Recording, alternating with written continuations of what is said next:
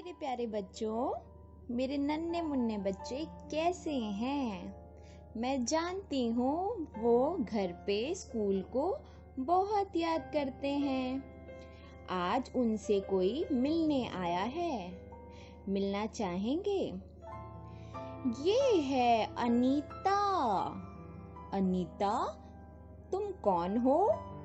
मेरे प्यारे बच्चे जानना चाहते हैं आज तुम उनसे मिलने क्यों आई हो। ये अनीता तुम्हारी ईवीएस के chapter number 4 Anita and bee keeping में है। ये आज अपनी कहानी सुनाने आई है। अनीता हेलो हेलो कर रही है। हेलो बच्चों, हेलो। अनीता कुछ कहना चाहती है। अनीता अपनी कहानी सुनाना चाहती है तुम्हें। मेरे प्यारे बच्चों, अनीता बिहार के एक छोटे से गांव में रहती है। मैं एक छोटे से गांव में रहती थी। वहां पे मैं बकरियां चलाती थी, बकरियों को चराती थी। खेतों में बकरियों को चराने का काम किया करती थी। फिर क्या हुआ, आगे देखते हैं।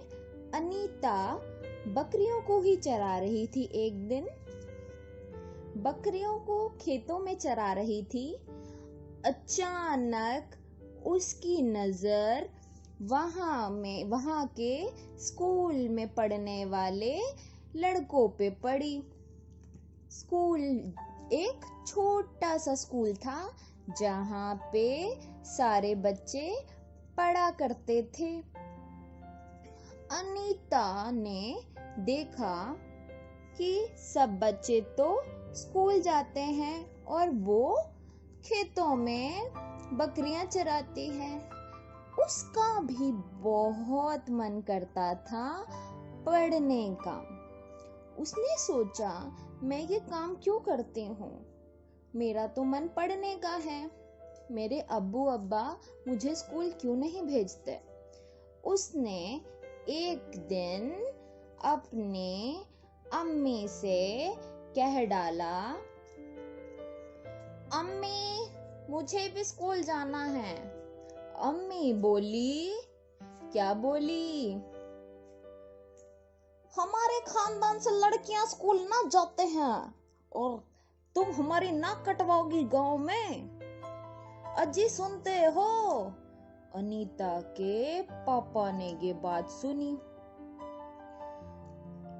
क्या अनीता स्कूल जाना चाहती है? समझ खो चुकी है ये लड़की।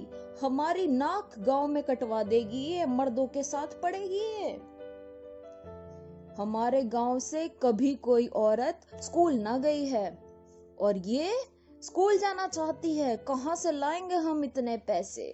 कहां से लाएंगे? दुर्बुद्धि हो गई है इसकी शादी करा दो।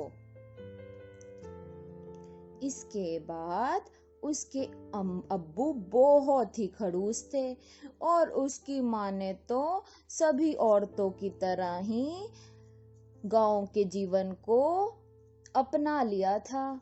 वहां जैसे लड़कियों को पढ़ने की नहीं थी। पुराने टाइम पे ऐसे होता था ना कि लड़कियों को पढ़ने नहीं दिया जाता था गांव वगैरह में। तो उसकी माँ ने उस जीवन को स्वीकार कर लिया था और वह भी अपनी बेटी अनीता को स्कूल जाने से रोका करती थी। पर अनीता बड़ी साहसी लड़की थी। वह तो किसी की बात नहीं सुनती थी। उसने अपने अब्बू को समझाया कि अब्बू 5वीं क्लास तक तो मेरा कोई खर्चा ही नहीं है। स्कूल वाले हर चीज खुद कराएंगे। राइट टू एजुकेशन के तहत मुझे मुफ्त में एजुकेशन दी जाएगी, मुफ्त में शिक्षा दी जाएगी और मेरे पढ़ने का कोई खर्च भी नहीं है। अब्बू ने जब ये बात सुनी, उन्होंने कहा, ठीक है अनीता, तुम पढ़ सकती हो, पर केवल 5वीं तक ही पढ़ सकती हो, उसके बाद नहीं। अनीता ने अपनी पढ़ाई जारी रखी। वह आसपास में गांव के सभी छोटे बच्चों को पढ़ाया करती थी और उससे जो पैसे मिलते उससे अपनी पढ़ाई जारी रखती थी। जैसे ही उसकी 5वीं क्लास खत्म हुई, उसके अब्बू ने उसकी शादी करने का ठान लिया। पर अनीता में कुछ अलग ही बात थी। वह और लोगों से हटके थी। उसने सोचा कि नहीं, उसे अभी बहुत पढ़ना है। वह गांव की और औरतों की तरह अपना जीवन खराब नहीं करेगी। अपने जीवन के साथ समझौता मैं नहीं करूंगी, नहीं करूंगी, नहीं करूंगी, नहीं करूंगी। अनीता ने सोच लिया था कि वह अपने जीवन के साथ समझौता नहीं करेगी, नहीं करेगी, नहीं करेगी। वह खूब पढ़ना चाहती थी। उसकी एक तकलीफ यह थी कि वह आगे कॉलेज में दाखिला कैसे ले। उसके लिए उसे खूब पैसे की आवश्यकता थी। उसने यह सोचा कि वह कुछ अपना एक बिजनेस स्टार्ट करेगी। बिहार में लीची के बहुत सारे पेड़ थे। उसने सोचा, क्यों ना मैं मधुमक्खी पालन करूं, क्यों ना मैं मधुमक्खी पालन करूं, बी कीपिंग। उसके लिए उसने आसपास के ही एक प्रशिक्षण संस्थान में दाखिला ले लिया।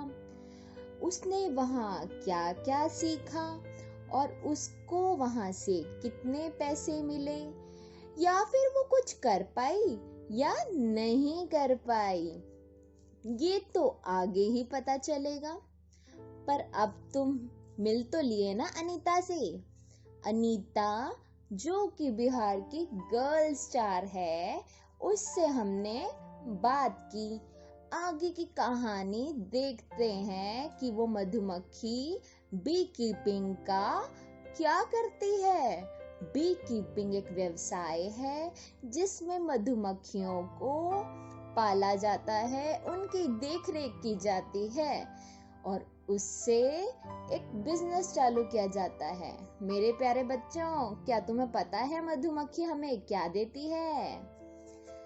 यस, मधुमक्खी हमें शहद देती है और शहद को क्या कहा जाता है? हनी।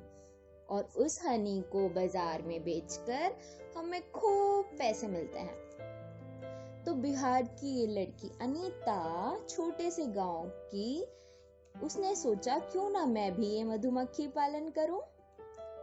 तो मेरे प्यारे बच्चों, हम आगे देखेंगे कि अनीता अपने इस दृढ़ निश्चय में सफल रही। क्या उसने सीखा मधुमक्खी पालन? क्या उसे आगे वो पढ़ पाई या नहीं पढ़ पाई?